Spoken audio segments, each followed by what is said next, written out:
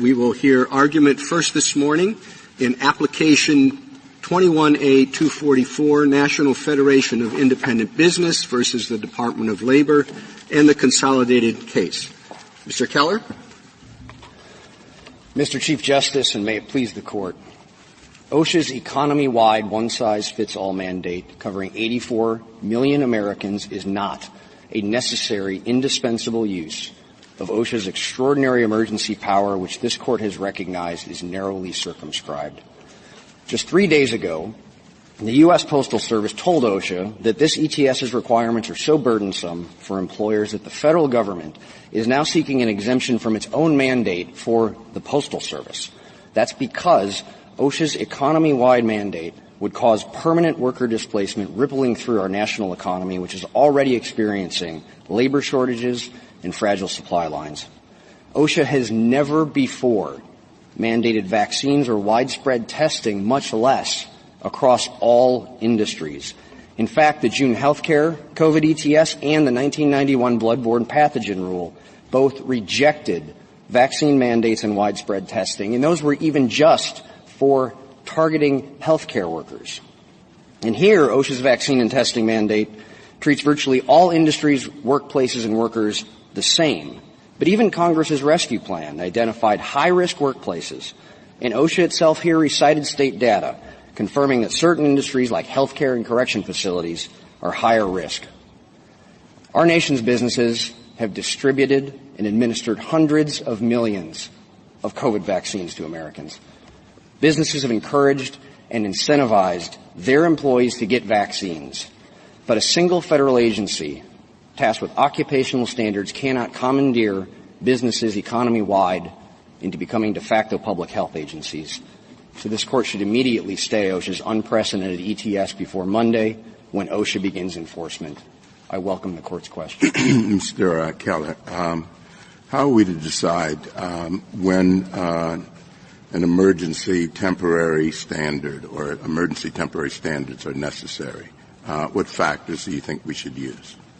Justice Thomas, I think the first factor that you would have to look at is this an indispensable or essential measure? And that necessarily would require looking at what are the alternatives available. You would have to also look at necessary to what end. And it's to abate a grave danger. And it's for an emergency. It's in a temporary setting. So the factors you'd want to consider are what are the risks? And not only what are the risks for any isolated situation, but compared to an everyday risk.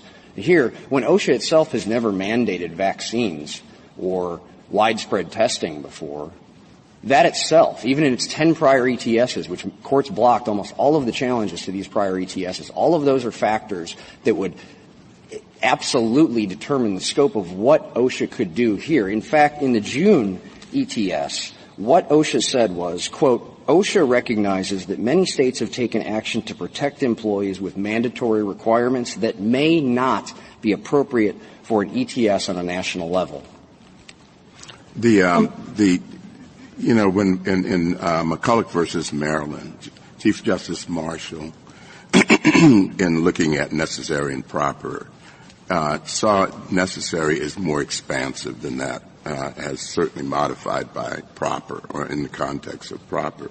So it just suggests that necessary can be really necessary or not necessarily really necessary. And I just think that, you need more than to say, a lot of bad things could happen, to interpret what that means. Is it restrictive? Is it very firm? Is it super necessary? And if it is, why? Justice Thomas, the reason why it would be something approaching the indispensable or essential definition of necessary here is there's a very key intra-statutory textual clue. The emergency power must be necessary. The regular power that OSHA wields has to be reasonably necessary or appropriate. So when do we determine that? Suppose you argue also this is the vaccine's been around quite some time. COVID has been around even longer. So the government could have had a notice and comment. So if it's susceptible to notice and comment, then how do you analyze it in that context? You can't just say, well, it's emergency, therefore it has to be absolutely necessary. It would seem that would undermine your definition or your notion of necessary. Well, I think Judge Larson, for the Sixth Circuit, was absolutely correct in saying that just because something's temporary doesn't mean that there could somehow be more power. And what this Court has said is this emergency power is narrowly circumscribed. And regardless of wherever the line would be drawn, I think this ETS is far past it. And I think the federal government has some serious line-drawing problems of its own. I believe OSHA, and under the theory that's been advanced, could have shut down and had a national work lockdown at the beginning of the pandemic. I would submit that this Court in Industrial Union, saying that OSHA had no clear mandate in the Act to have that wide of power over the American industry, is also a factor that would go into this Court construing what necessary means. So the fact that it is that it's emergency sort of ups the ante, that necessary has to be more restrictive. Yes, because of plain text, the comparison within the OSHA Act, also statutory context. I guess, Mr. Keller, I don't understand the point. Whatever necessary means, whether it's a necessary and proper or whether it's something more than that, why isn't this necessary to abate a grave risk? This is a pandemic in which nearly 1 million people have died. It is by far the greatest public health danger that this country has faced in the last century. More and more people are dying every day. More and more people are getting sick every day. I don't mean to be dramatic here. I'm just sort of stating facts. And this is the policy that is most geared to stopping all this. There's nothing else that will perform that function better than incentivizing people strongly to vaccinate themselves. So, whatever necessary means, whatever grave means, why isn't this necessary and grave?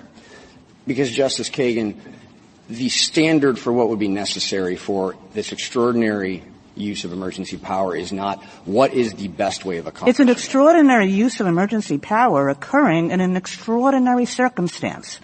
A circumstance that this country has never faced before. What OSHA needed to do here, though, and we do not contest that COVID is a grave danger, but when a power for it to be necessary, for instance, the Third Circuit said in wielding what is supposed to be a delicately exercised extraordinary power, the agency has to consider and explain alternatives. The agency here complained that its non-mandatory guidance wasn't being followed.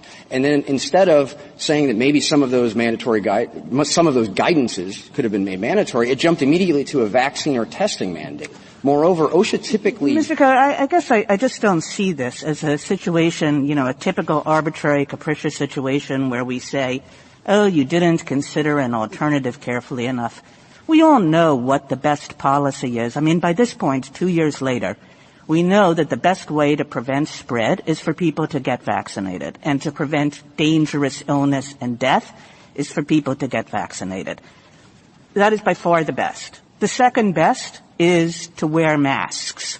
So this is a policy that basically says we are still confronting thousands of people dying every time we look around, and so we're going to put into place the policy that we know works best, which is to strongly incentivize vaccination and to insist that unvaccinated people will wear masks and test. I mean, that's just like why isn't that necessary? What else should be done? It's obviously the policy that's geared to preventing most sickness and death, and the agency has done everything but stand on its head to show quite clearly that no other policy will prevent sickness and death to anywhere like the degree this one will. Justice Kagan, first of all, states could have policies like this. Private businesses could have policies like this. And even OSHA in its June healthcare COVID ETS, and that was only for healthcare workers, did not mandate vaccines. Instead, what it did there, similarly to how OSHA proceeds in many contexts, is it says, employers, give us a plan, and then if there are heightened needs in particular workplaces, then additional measures can be put into place. But this is covering economy-wide, all industries. Well, that's one of your that's one of your main objections, that this is not a workplace issue. It's an out in the world issue. Is that right? That's right, Mr. Chief Justice. Well, how focused on the workplace does something have to be before you will say that OSHA can regulate it? I think, for example, of an assembly line. Workers sitting next to each other for a significant length of time, working together in close contact.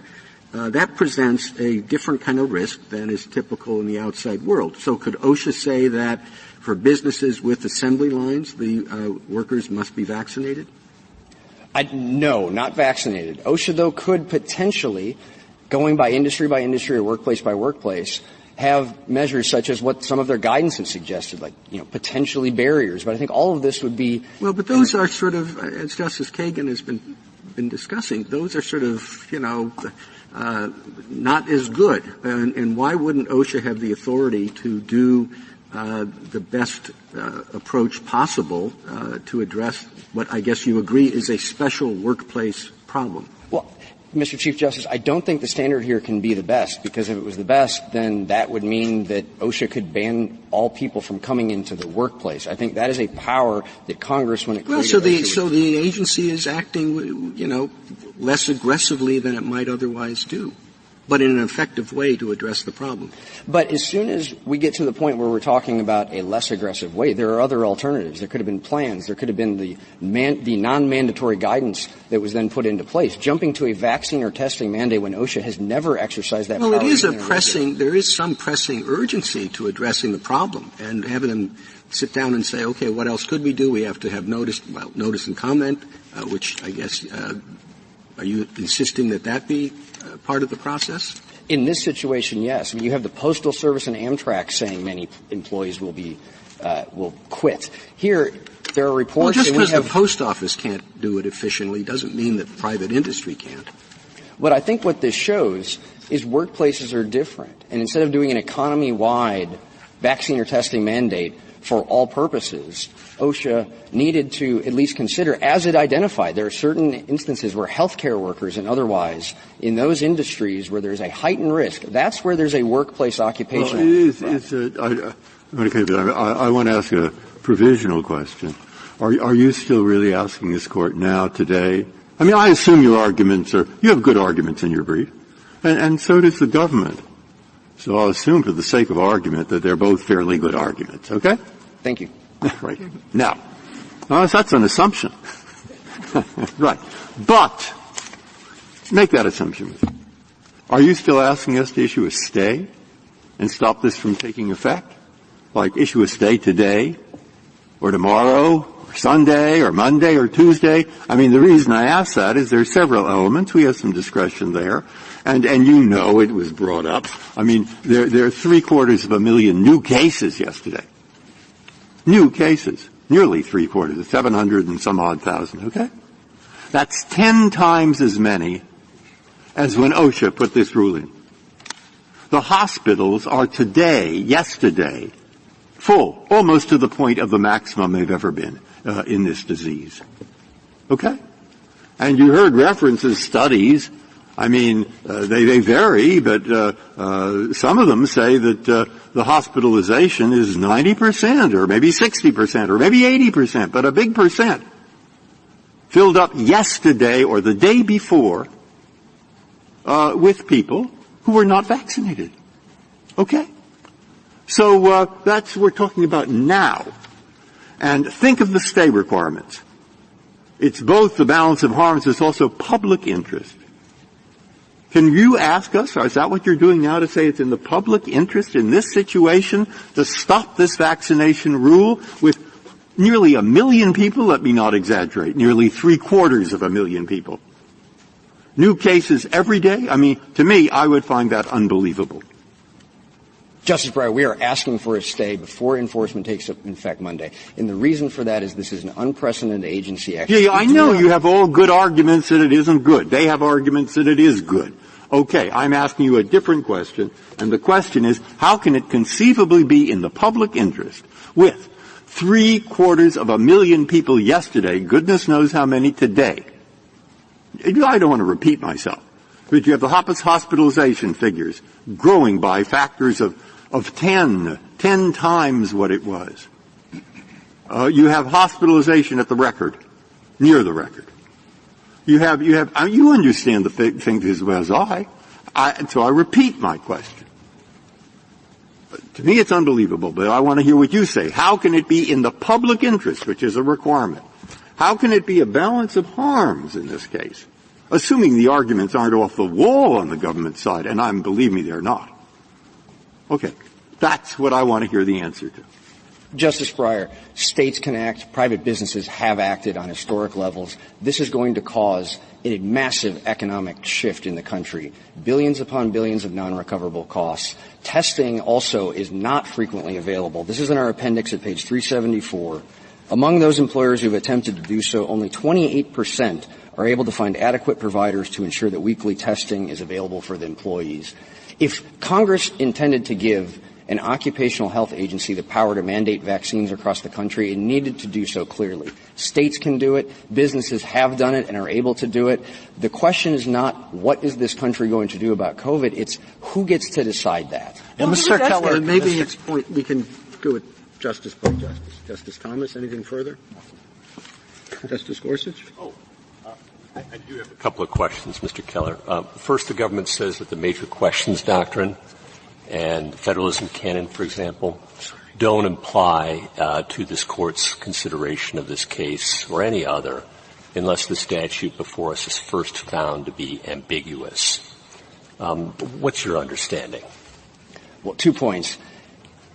If you need to even reach the question of whether there's ambiguity, and we think the term necessary is clear in context, that has to mean indispensable or essential, that would be a term where potentially the government in their interpretation would reach ambiguity. But regardless, the major questions doctrine is also in service of avoiding non-delegation concerns. And the non-delegation concerns that this Court recognized in Industrial Union and citing I'm sorry to interrupt you, but that wasn't quite my question. I apologize if I didn't make it clear enough. But the government says that we only consult those doctrines, the federalism canon, the major questions doctrine. I think the Court understands what they are, but only consults them after finding a statutory ambiguity. Do you disagree? I disagree in that the major questions doctrine is also a doctrine that would avoid non-delegation concerns. So even if there were a clear statutory term, non-delegation concerns in how to interpret that statute would factor in. Regardless, I think the term necessary here, there's plenty of room to implement the major questions doctrine there, in addition to all of the workplace tethered languages in the plain text and statutory context. And then secondly, I would like to understand your argument and your colleague's argument from Ohio, I believe it is, why the Court should enter a stay immediately. You asked for immediate relief. Why should the Court grant immediate relief? The short version is as soon as businesses have to put out their plans and this takes effect, workers will quit.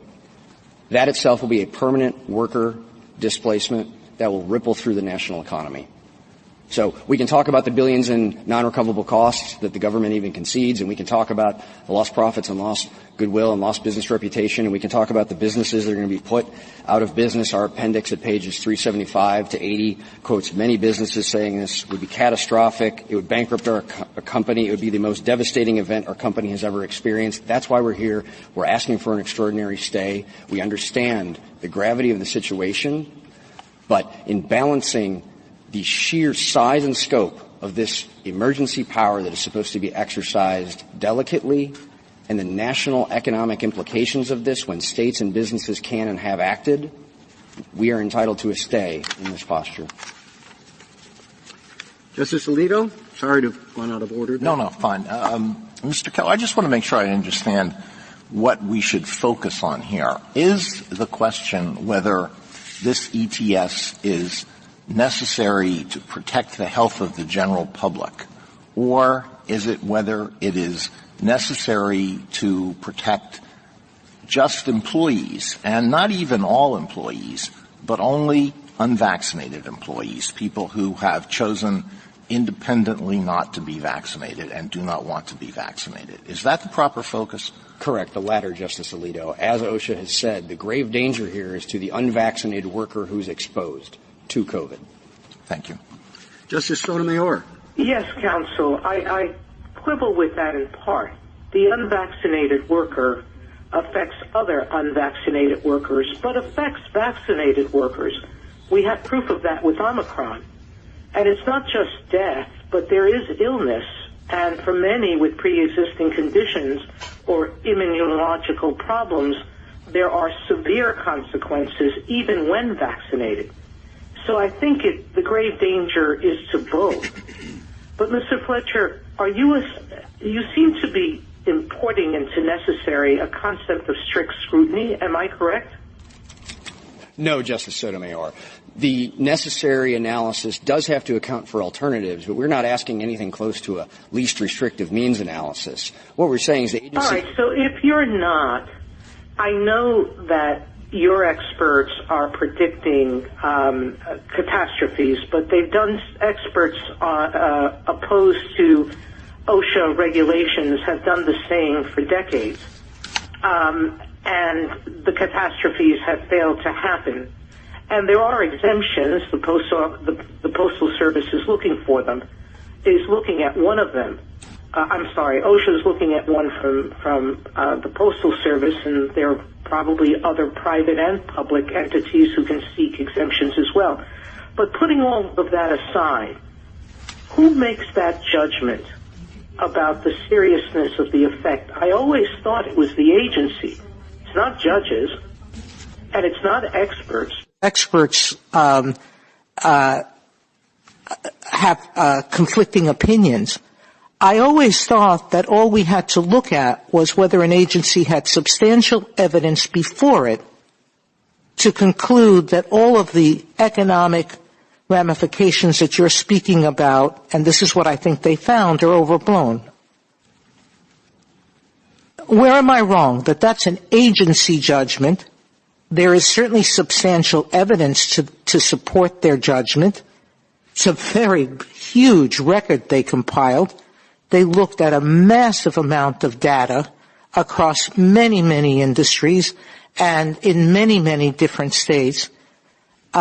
Please tell me why, if we're going to issue a temporary stay, and I think this was Justice Breyer's question, we would have to accept your version of the facts as opposed to the agency's. Aren't we supposed to accept the agency's?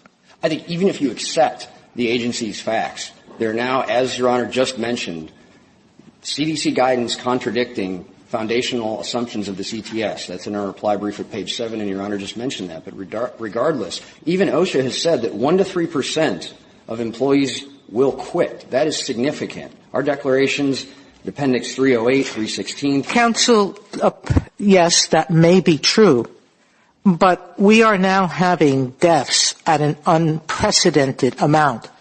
Catching COVID keeps people out of the workplace for extraordinary periods of time. And there have been proof in certain industries like the medical industry that when vaccines are mandated, and there's no mandate here for a vaccine, there is a masking mandate, no different than there is when we tell people that if there are sparks flying in the workplace where workers have to wear a mask. So that's no different in my mind than this. So this is not a vaccine mandate. There are costs and deaths and other things countervailing to the fact that there might be 1 to 3% of workers who leave. Well, and here, vaccines have been made available. I also think there's a textual clue within the OSHA Act, 29 U.S.C. 655. You forget that there are certain states now that are stopping employers from requiring vaccines. There are certain states stopping employers from requiring masks. Why shouldn't the federal government, which it has already decided in OSHA, Congress has decided to give OSHA the power to regulate workplace safety, have a national rule that will protect workers? Congress would have to clearly state in a statute if it wanted to give an occupational health agency the power to require employees to get certain medical treatment. It's one thing to say. There's no requirement here. It's not a vaccine mandate. It's something totally different. And I don't know how much clearer than 651 Congress could have been. It charges OSHA with developing innovative methods, techniques, and approaches to dealing with occupational safety and health issues. I don't know how much clearer you can be if you're Congress to tell an agency in an emergency, do what's necessary. I don't think Congress can do it. Do you? If Congress was going to give an occupational health agency this type of power to essentially regulate directly the employee, rather than telling employers these are the types of things that you would want to do within your workplace, it would have had to provide that clearly. So what's the difference between this and telling employers where sparks are flying in the workplace, your workers have to wear a mask? When sparks are flying in the workplace, that's presumably because there's a machine that's unique to that workplace. That is the issue. Why is the human being not like a machine if it's spewing a virus, bloodborne viruses? Are you questioning Congress's power or desire that OSHA do this? It already in 1991 told OSHA to issue regulations with respect to Hep C and B. Justice Sotomayor, I think that exactly proves our point, that Congress knows how to enact a statute when it wants to give OSHA. It didn't enact a statute. OSHA proposed regulations. It didn't act fast enough, and Congress told it to act faster. So it wasn't Congress who proposed it. It wasn't Congress who devised it. Congress gave OSHA the responsibility to do these things, and Congress was saying, get to it. And what Congress said in there was not, you now have statutory authority to regulate all communicable diseases. It was bloodborne pathogens, and even that rule did not mandate vaccines or widespread testing. Justice Kagan? Your very last comment in your first part of your argument I want to come back to, because your very last sentence you said, the question is who decides. And I think that that's right. I think that that is the question. Respectfully, I think it has a different answer than the one that you give. So I'll just sort of put a different version of it to you, which is, I'm sure you're right that there are all kinds of public health and economic trade-offs that have to be made in a policy like this. All kinds of judgments on the public health side, on the economic side, how those two things ought to be balanced against each other. So who decides? Should it be the agency full of expert policymakers and completely politically accountable through the president? This is not the kind of policy in which there's no political accountability. If people like this policy, they'll go to the polls and vote it that way. If people don't like it, they'll vote that way. This is a politically accountable policy. It also has the virtue of expertise. So on the one hand, the agency with their political leadership can decide, or on the other hand, courts can decide. Courts are not politically accountable.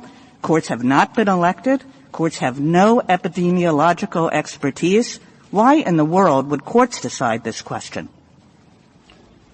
Congress and states and governors wielding emergency power are the ones that have the power, and we acknowledge that, over vaccines. The idea that OSHA would be the agency in the federal government that's not even under the Department of Health and Human Services, that does not have expertise over communicable diseases like the FDA or CDC maybe, that would just be a very odd place for Congress to lodge such a sweeping power over the American people. Well, OSHA has a lot of expertise about workforces and about the dangers that workforces can confront individual employees with. And I'm sure OSHA also talked to other agencies within the federal government to consider public health issues and brought that knowledge to bear as well with its knowledge of how workplaces function. And again, came out with a well-supported policy that has political leadership behind it and all the political accountability that one could wish for. And why is it that courts would displace that judgment and say it is up to us to decide about vaccination policy in the employment settings of this country? Well, first of all, what OSHA did here was not an industry-by-industry analysis. I mean, the line it drew, for instance, with the 100 more employee lines, they said they were doing that because they thought these larger companies were the ones that had the administrative capacity to do it. It wasn't because they were denser working environments. You could have a company with 100 employees and every single person is working somewhere else. Even the narrow exception that they have, that even they say that 9% of landscapers and 5% of highway workers are the only ones that would qualify for their exclusively working outside exemption. So even occupations in which you would think someone is almost exclusively working outside, they are still covered by this ETS. It's those types of internally inconsistent positions that aren't taking account of the full problem that could have been explained and should have been explained. Thank you, Mr. Keller. Justice Kavanaugh? I want to follow up on Justice Kagan's who decides question, because I do think that gets to the heart of this. You're relying on the major questions canon in saying that when an agency wants to issue a major rule that resolves a major question, it can't rely on statutory language that is cryptic, vague, oblique, ambiguous. But the critique of that canon and the difficulty in applying it is figuring out when something is major enough. We've applied it 5 or 6 times in the last 40 years, and you know the cases, and they're important, and we'll talk about them, I'm sure, as the argument goes on. But what should we look at to say this one is the kind of rule that rises to the level of the benzene rule or the tobacco rule that we found to be major? What should we look at? So Alabama Realtors just said the sheer size and scope. Size would account for the overall economic impact. This covers 1.8 million establishments. The number of people affected would be another factor. This covers 84 million, or 2/3 of the private workforce. The amount of money, King versus Burwell said billions in costs, and here we have that even conceded by OSHA. The scope also.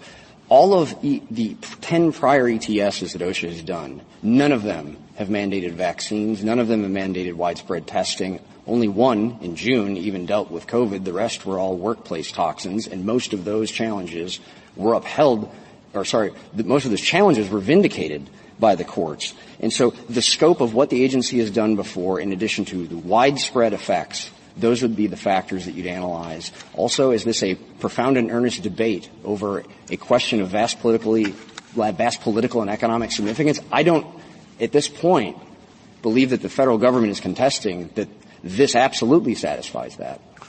And one follow-up question. Suppose it is major enough, so accept that position for the sake of this question.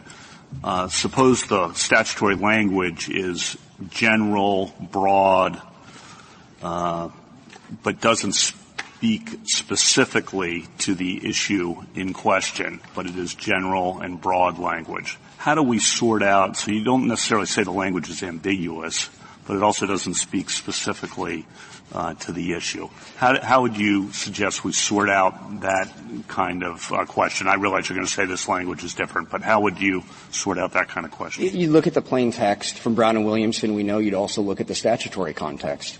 And I also think the statutory context here is incredibly important when you have the distinction between the emergency power and the regular power. This is the dialogue earlier with Justice Thomas about necessary versus reasonably necessary or appropriate. All of those textual clues, where powers have been lodged within the federal government, the fact that this isn't within the Department of Labor rather than the Department of Health and Human Services.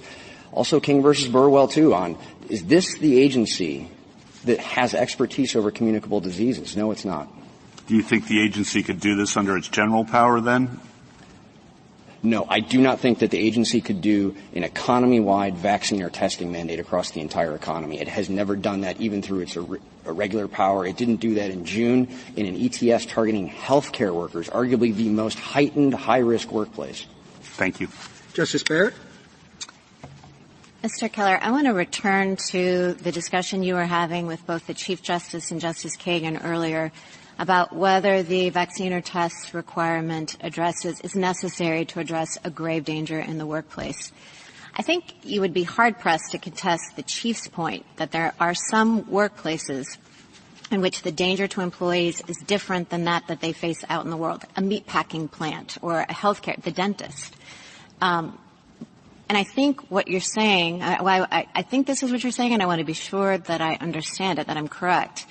I think what you're saying is that even if there are some industries or some people who would face a great risk, and this might be necessary to address that risk, so in other words, if OSHA had adopted a more targeted rule, you might not be contesting that, or you would not be contesting that the problem here is its scope, and that there's no differentiation between the risk faced by unvaccinated 22-year-olds and unvaccinated 60-year-olds, or industries. You were just talking about landscapers and people who work primarily outdoors, those and workers who work in an inside environment all day long. So is that the distinction that you're making? Like, they're not disputing what Justice Kagan said, that, this is a grave danger and that in some circumstances this rule might be necessary, but just the scope of it makes it different. That's right, Justice Barrett, but I just want to be very clear about this. Wherever that line is, this ETS is so far beyond that line. Congress identified and even OSHA identified, for instance, certain healthcare scenarios. For instance, if you're treating COVID patients or you're a scientist in a laboratory handling COVID samples and researching them, of course that's going to be a very different case. But here, what OSHA did was economy-wide. It said. Well, I understand that, and you're saying that that's the problem. You're not contesting that if we were talking about healthcare workers or a meatpacking plant, you're not contesting that OSHA could rely on its emergency power to impose this kind of requirement in that context. That's right. I would still want to know what their explanation was in substantial evidence. But yeah, of course that's a very different case, and I know that's always not a satisfactory answer. But here, this ETS is so far beyond healthcare workers and what Congress identified in the rescue plan as truly high-risk workplaces. Right. So you're saying that when we take the definition of necessary, particularly when contrasted with reasonably necessary in the general grant of authority, that it means something more, and that when we're looking at grave danger, there had to be a more targeted industry-by-industry analysis? Yes. Okay. And a follow-up, would you be here making these same arguments if this were just a masking and testing requirement and not the vaccine portion of it? Yes, I think that mandatory testing is still a mandatory medical procedure. OSHA has never, even in a regular rule, done a blanket widespread testing regime over 84 million Americans. What if it was just masking? I don't think OSHA has the ability to set by emergency rule nationwide COVID policy. The more that we back out of this and the more we say, well, if it's not an emergency rule or if it's targeted to a particular workplace, I think there can be debates about that. But as long as they're trying to set a blanket-wide, economy-wide policy by an emergency rule, OSHA does not have that power. Thank you. Thank you, counsel. Mr. Flowers, I don't quite know where to look, but are you still on the line? I am, Mr. Chief Justice. Thank you. You may proceed. Mr. Chief Justice, and may it please the Court, OSHA typically identifies a workplace danger and then regulates it. But here, the President decided to regulate a danger and then told OSHA to find a work-related basis for doing so. This resulted in the vaccine mandate, a blunderbuss rule nationwide in scope that requires the same thing of all covered employers, regardless of the other steps they've taken to protect employees, regardless of the nature of their workplaces, regardless of their employees' risk factors, and regardless of local conditions, state and local officials are far better positioned to understand and accommodate. So sweeping a rule is not necessary to protect employees from a grave danger as the emergency provision requires.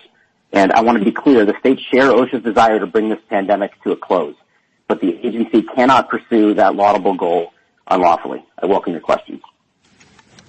So you're saying, Mr. Flowers, that the first step in OSHA's regulation is to identify the workforce, the problem in that workforce, and then regulate that? That is typically how OSHA proceeds. I don't know that there's a requirement that says they must do that, but I think part of the problems we're seeing with this rule is it's not truly intended to regulate a workplace danger. It's a danger that we all face simply as a matter of waking up in the morning. I'm sorry to interrupt you, but the other part of my question is, can a danger be so acute in the society that it is brought into the workforce and could hence be regulated by its mere presence there and by the fact that it is so acute? I think what they need, let me answer this in two steps. I can first define what we mean by work-related danger and then talk about how that applies here. I think that'll get to your question. So in terms of what we mean by work-related danger, I think one way to think about that is, has the employer done or failed to do something that creates a risk the employee faces? And then the problem with applying that here is if you look at their own explanation for what the risk is, this is at 61,411 of the Federal Register. They say the reason there's a risk in every workplace is you come into contact with people at the workplace.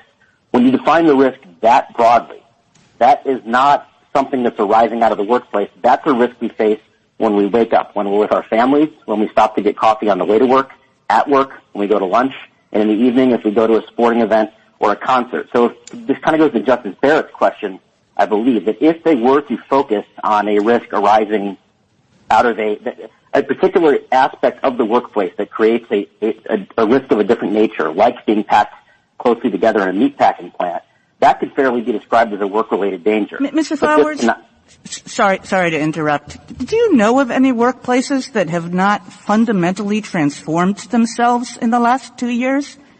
I mean, maybe like landscapers, they work outside. But, I mean, this idea that there are only a few select workplaces that are affected by COVID, I would have thought every workplace has been affected by COVID. Every workplace sent their workers home. Every workplace had to make adjustments to the way they do their business. I'm trying to figure out, like, why this is a blunderbuss approach when everybody knows from living their normal lives that every workplace has been affected by this, save for, a few here and there.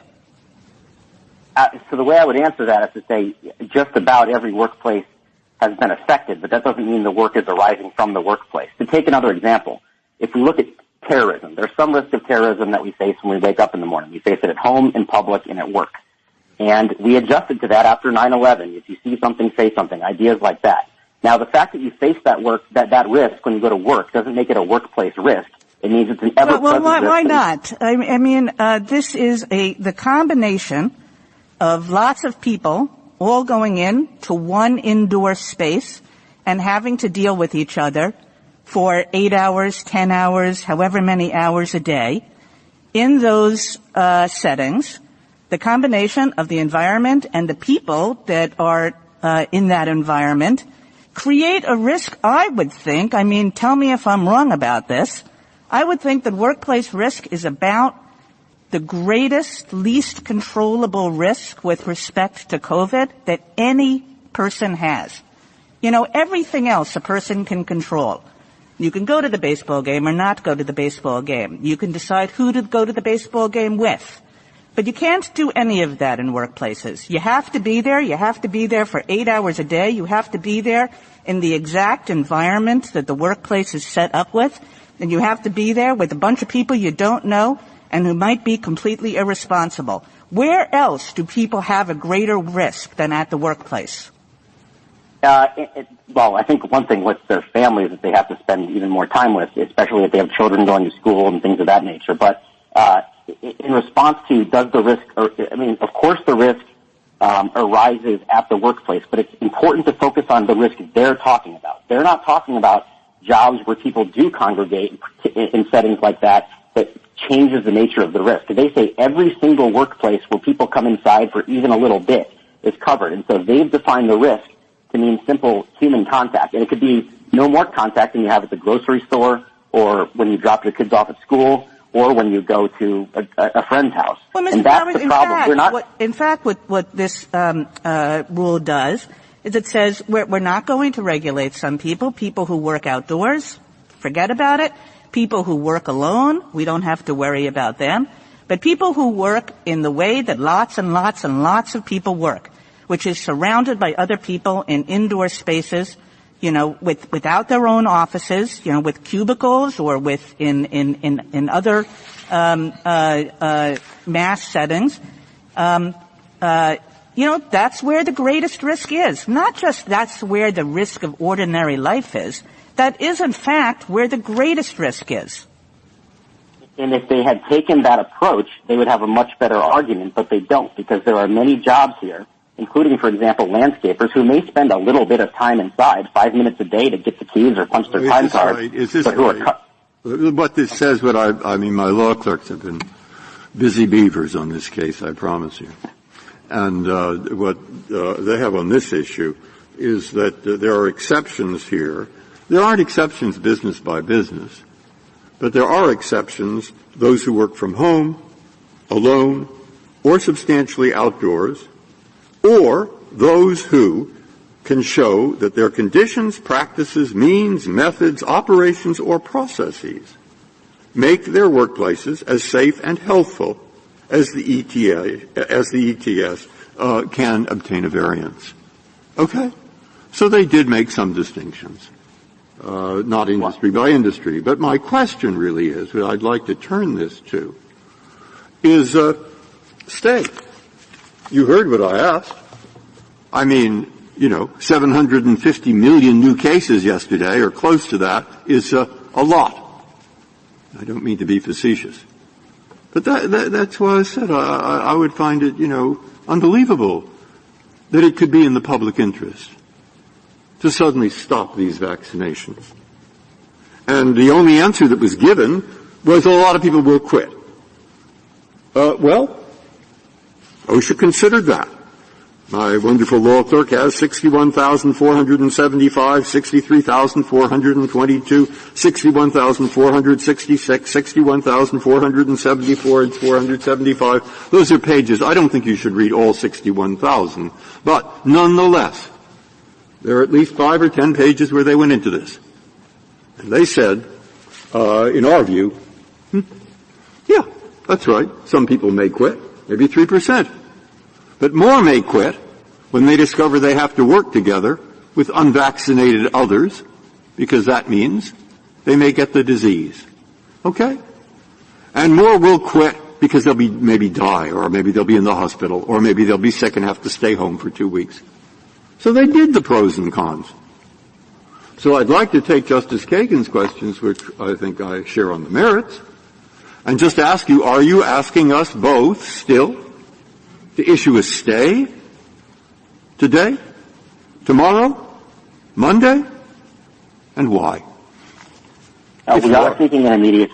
Thanks for the question. We are seeking an immediate stay. As an initial matter, I think Alabama Realtors takes their arguments about the beneficial effects of their illegal action off the table. If the court considers it illegal, then it's not in the public interest and it's proper to enjoin it. Now, the court may say, or stay it rather. The court may decide that there's a better way to unwind the illegal action than a judicial action, and I think that's what Justice Kavanaugh's concurrence in the first Alabama Realtors got to. But what it can't do is say, we judge that these are very, in our view, this illegal action will lead to good effects, and so we will allow that to happen. To Justice Kagan's question about the who decides point, Congress told us who decides. The 28 U.S.C. 2112 says that courts can issue stays. And the reason for that is they recognize that this was without notice and comment, and unless the courts could step in to abate illegal actions, nobody would be able to do so. And that's especially important here, where the action they're, in our view, mandating, but at least strongly encouraging vaccination cannot be undone.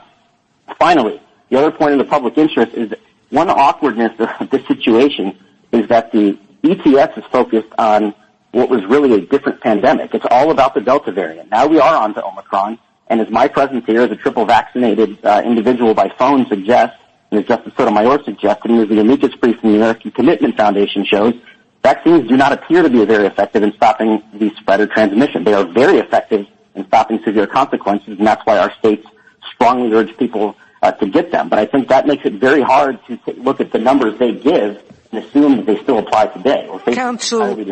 Counsel, those numbers show that Omicron is as deadly and causes as much serious disease in the unvaccinated as Delta did. The numbers, look at the hospitalization rates that are going on. We have more affected people in the country today than we had a year ago in January. We have hospitals that are almost at full capacity with people severely ill on ventilators. We have over 100,000 children, which we've never had before, in serious condition, and many on ventilators. So saying it's a different variant just underscores the fact that without some workplace rules, with respect to vaccines or encouraging vaccines, because this is not a vaccine mandate, and requiring masking, and requiring isolation of people who have tested for COVID. Because none of you have addressed that part of the ETS is to say something that should be self-evident to the world, but is not, which is, if you're sick, you can't come into work. The workplace can't let you into the workplace. And you shouldn't go on unmasked. Tell me what's irrational about rules of that nature when it is the workplace that puts you into contact with people that will put you at risk. I don't know that we've argued that the requirement is irrational, and indeed there may be many states subject to their own state laws that could impose this themselves, or private businesses. So we're not making. So if it's within the police power to protect the health and welfare of workers, you seem to be saying the states can do it, but you're saying the federal government can't, even though it's facing the same crisis in interstate commerce that states are facing within their own borders. I am not sure I understand the distinction why the states would have the power, but the federal government wouldn't. The federal government has no police power. It does have power with respect to protecting the health and safety of workers. We have accept the constitutionality of OSHA. Yes, I think you'd be asking if they had a police power to protect public health. They have a police power to protect workers. I would not call it a police power. I think the Commerce Clause power allows them to address health. Sorry, is there a question? It allows them to address health in the context of the workplace. Exactly. It's a good time to move to our sequential questioning. Justice Thomas? Mr. Flowers, there's been some suggestion, or at least it seems to be implied, that the vaccinations are efficacious in preventing some degree of infection to others. Could you talk about that, particularly as I remember in the filings that the that the younger workers, the 20-year-olds, who are unvaccinated are actually safer than the older workers who are vaccinated. So there are obviously some differences. Would you just talk about how efficacious the vaccine is in the workplace? So first I want to be very clear. We are strong promoters of vaccination because they do stop serious illness. In terms of stopping infection and transmission, at least with the current variant, it appears, as the numbers suggest, to be far less effective. And then in terms of the comparison you were asking about, I think it's hard to define what's a grave danger in the abstract. What we can at least mandate, or at least demand from the agency, is internal consistency. And if you look at their own data, the CDC data from the last week of October, unvaccinated individuals 18 to 29 were as likely to die as vaccinated 50 to 64-year-olds, and 5 times less likely to die than vaccinated 65 and up. Hospitalization was between 18 and 49, that's not even just the young, was about as likely as vaccinated 65 and up. If you look at the Griffin study that they cite at 61,418 of the Federal Register, unvaccinated and vaccinated both had low risks of death in ICU. As a societal matter, we are not debating that COVID is serious, and it is an incredibly grave risk for some people, not for everybody. And finally, I'd point you to the Scobie study. Again, they cite that 61,418 of the Federal Register says that vaccinated individuals who are 65 or older are twice as likely to die as unvaccinated individuals 18 to 49. And keep in mind that's 18 to 49, not 18 to 29. So it would probably be even more skewed if you looked at the younger demographic. Would the state of Ohio have I'm not saying this would be an approach you would take, but you had earlier a discussion about whether or not the federal government had police powers in the workforce, and you suggested that the state has those police powers. Could the state of Ohio do what you say OSHA cannot do? In terms of, yes, my position is the state of Ohio at least could mandate vaccinations not only for workers but for all individuals. Now, I think that's an important point to stress, as we're talking here as though OSHA is the only entity that can regulate this, an agency that no one thought had anything to do with the pandemic until months, if not years into it. But we have the states and we have private businesses, and they're not sitting on their hands. And individuals are doing things to try and bring this pandemic to a close, or at least learn to live with it. Indeed, this court, without any requirement from OSHA, has found ways to safely conduct business. I think my point is rather that there seems to be a suggestion that this is all or nothing, that the other governmental bodies do not have police powers to regulate certain activities. And you've answered my question. Thank you. Justice Breyer? So a quick question. I'm just curious. I was searching for an example. Universal risk inside and outside the workplace, including the workplace. Can OSHA regulate it? Can OSHA regulate fire risks? Yes, we don't draw the distinction between. If they can regulate fire risks, then why can't they regulate this risk? Because the difference with the fire is that there's something about the workplace. For example, not providing safety equipment to put out the fire. People throw matches. They smoke sometimes. Oh, they shouldn't, but they do. Or they throw a match. Or they, a lot of causes. Such as crushing people not crushing them. They come in the same room. You understand the point. Okay, the difference is, say it again so I catch it.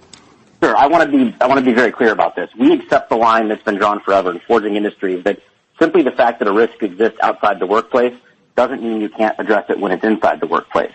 What we dispute is the idea that a risk that is ever present in all places can be regulated simply because it's also in the workplace. And so you can regulate, to be clear. OSHA could regulate COVID-19 in the workplace when the employer does something like packing individuals very closely together in a poorly ventilated area that enhances or changes the nature of the risk, I should say. But that's not the risk they say they're regulating. Again, 61,411 of the Federal Register, they say the risk is you'll come into contact with individuals, and the risk of encountering an individual is an ever-present risk we face at home, at work, and everywhere else. Justice Alito? I want to come back to the question I asked Mr. Keller. In light of all that's been said this morning so far about public health, about the value of vaccines to the general public, because I want to make sure I understand precisely what the question is before us. And what I took from Mr. Keller's answer, which seems to be right, is that the question is whether there is a grave danger for unvaccinated workers, period. What the Secretary said was, quote, employees who are unvaccinated are in grave danger from SARS-CoV virus, but employees who are fully vaccinated are not.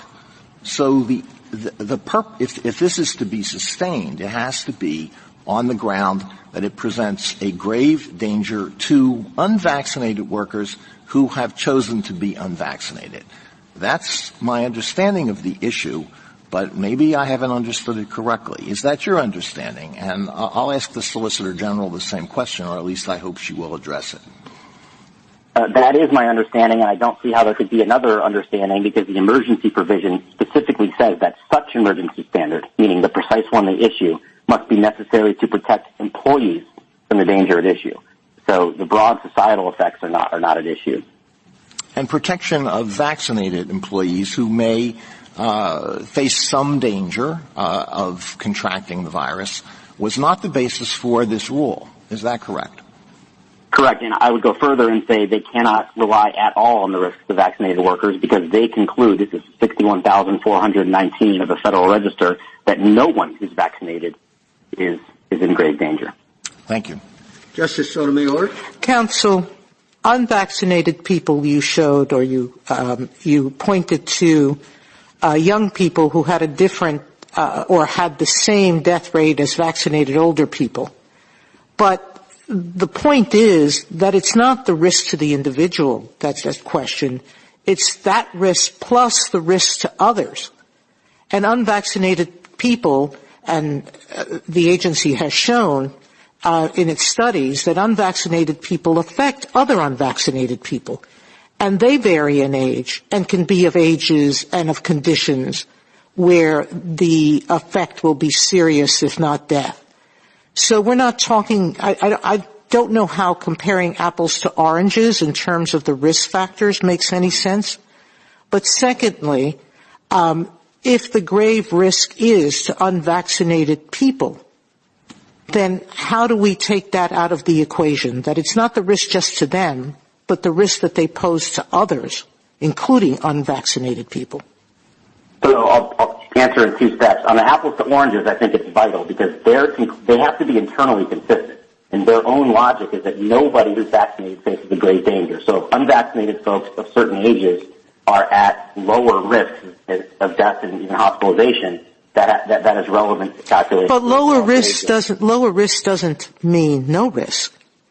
And lower risk can go into the calculus of saying, we see, and that's what they said, the risk to unvaccinated people of all ages and all conditions.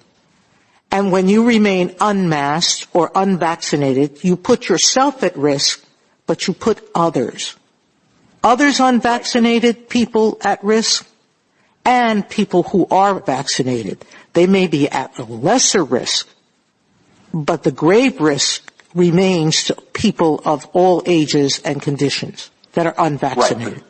But the problem is they've defined numerical probabilities that are equal to be grave in one case and not grave in the other, and that is the definition of irrational. In terms of spread, their own ETS says it's unclear the degree to which vaccinations reduce transmission. They appear to have a positive effect, and they appear, at least with Delta and previous variants, to stop contracting it in the first place. So again, if you look at the American Commitment Foundation brief, it's highly doubtful that the numbers are going to be comparable when it comes to the Omicron variant. Justice Kagan? Mr. Flowers, just continuing on that, if I understand your answers to Justice Thomas and to Justice Sotomayor, you basically said a couple of things. You said, well, we understand that 18 to 29-year-olds, even though they're not going to die or wind up with very serious injuries, that they can spread. You don't doubt that those people spread to other people who might be more vulnerable. You don't doubt that, right? That's right, but the problem. Okay, I'm sorry to cut you off, but I just wanted to state that as like the premise. And then the question is, well, you said, well, the agency itself says that the danger is to other unvaccinated people, older people, immunocompromised people, whatever. And you seem to be saying that because it's to other unvaccinated people, they assumed the risk and the agency's power runs out. Is that what you're saying? Because I don't know about that kind of doctrine in the OSHA Act or any place else in administrative law, that because you can say that, somebody would prefer not to be regulated, the agency loses its power. That's not quite the point we're making. It goes to 2 points. The first is necessity. So if everyone who's vaccinated is not in grave danger, then a narrower solution is, if they think they have the power to vaccinate, to require the people in grave danger to be vaccinated, and they are removed from the grave danger, and the other individuals are not affected. So I think that's the key point there. Okay, thank you. Justice Gorsuch? Mr. Flowers, I'd like to return to the question of who decides. I think we've all kind of come to the point where we all agree that states have a wide police power under our constitutional system. But Congress has to regulate consistent with the Commerce Clause and make the major decisions, while agencies can do the work that Congress has given them to do, but not other kinds of work. And the major questions doctrine kind of regulates that interaction between Congress and agencies. So it's not that judges are supposed to decide some question of public health. It's about regulating the rules of the system to ensure that the appropriate party does. And So the question, in my mind, really turns a lot on the major questions doctrine in this case. Is this one that has been given to the agencies to decide, or one that Congress has to make as a major question under our federal system? And I haven't heard a lot of discussion about that. The Solicitor General says that the major questions issue only comes into play when a statute's ambiguous. And I'd like to give you an opportunity to explain your view.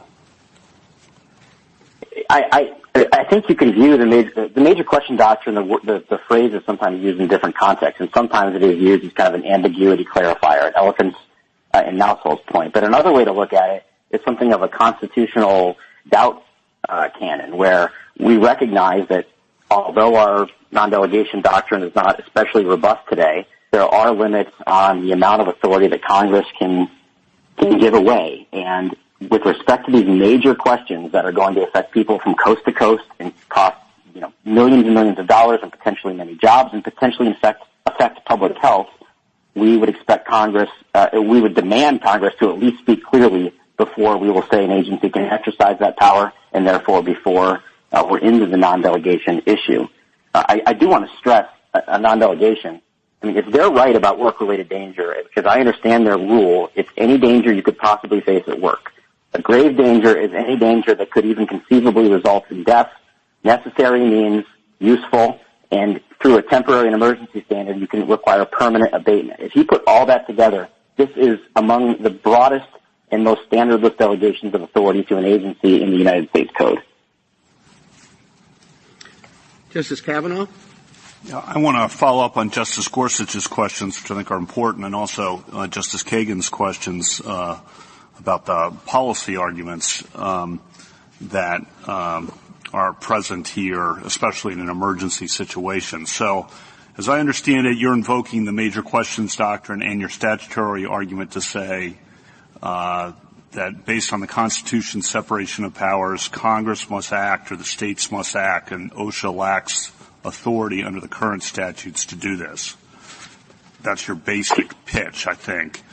I think so, as long as this means the vaccine mandate. We're not disputing that they can regulate COVID-19 to some degree. Okay. Yes, that's what I meant by this. I want to give you an opportunity to explain the value of insisting on that congressional action for something like this at the federal level in an emergency situation, and explain why we shouldn't defer more to the executive or defer to the executive in what has been characterized, I think appropriately, as a crisis or an emergency kind of situation. What's the value of insisting on that here? Well, one value of it is when there's an emergency, it's especially important that it be a considered thoughtful process, and legislation is more likely to yield that. And in an emergency, you're more likely to get broad agreement on certain principles that can be enacted through Congress. And indeed, Congress has taken many steps to ensure that there are to address COVID-19. Thank you. Justice Barrett? Thank you, counsel.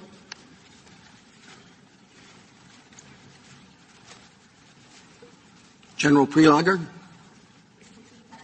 And may it please the Court. COVID-19 is the deadliest pandemic in American history, and it poses a particularly acute workplace danger. Workers are getting sick and dying every day because of their exposure to the virus at work.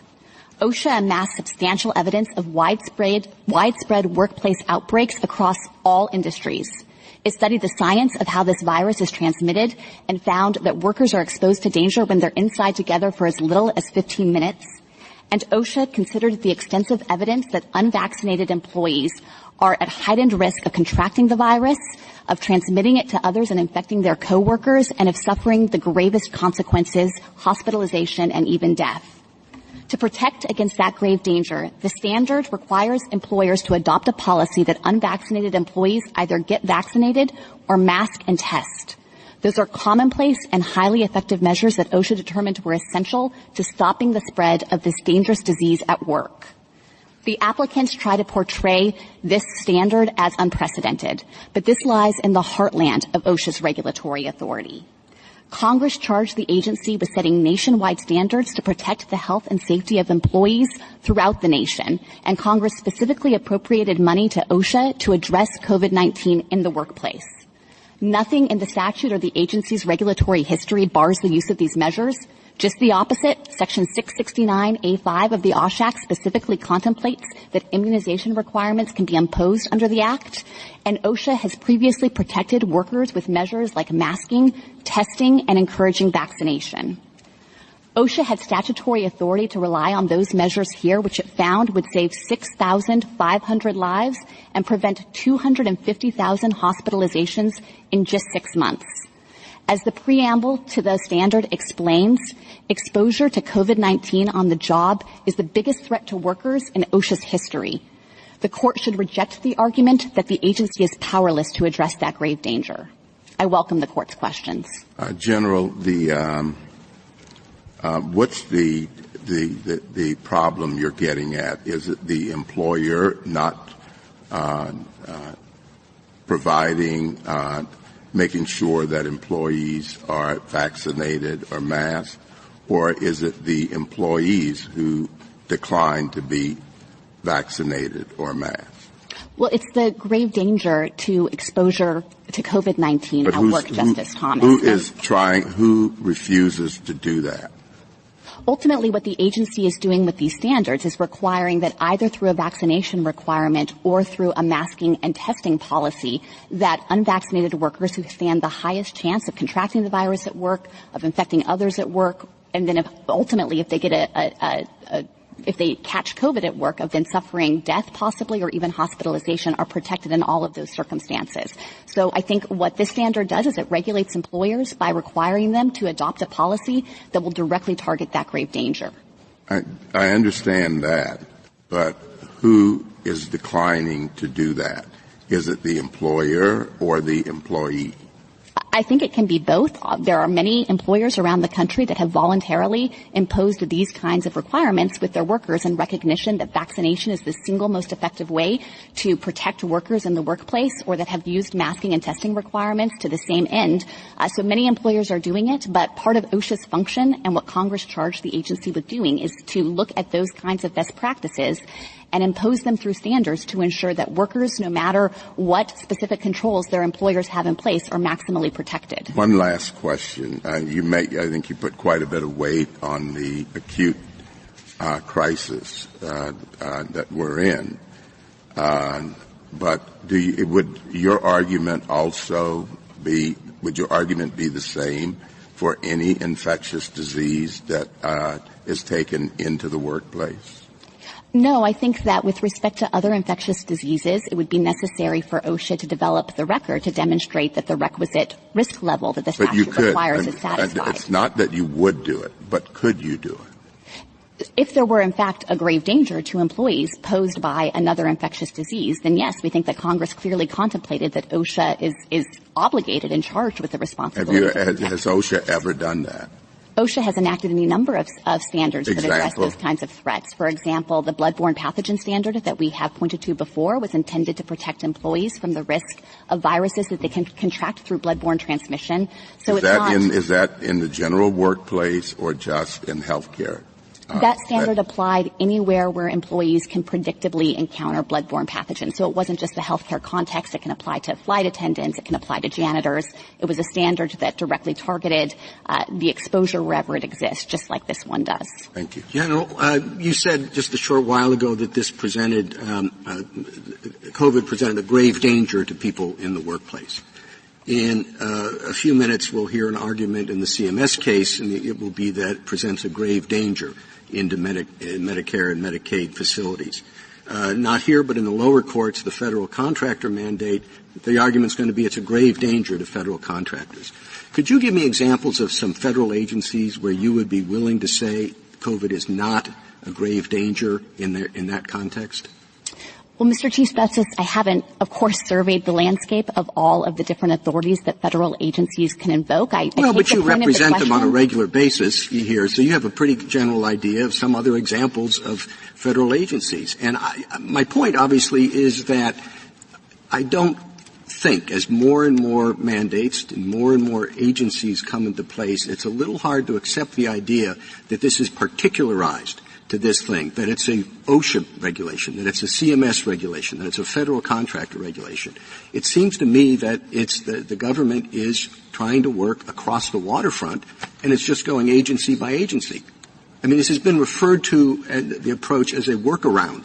And I'm wondering what it is you're trying to work around.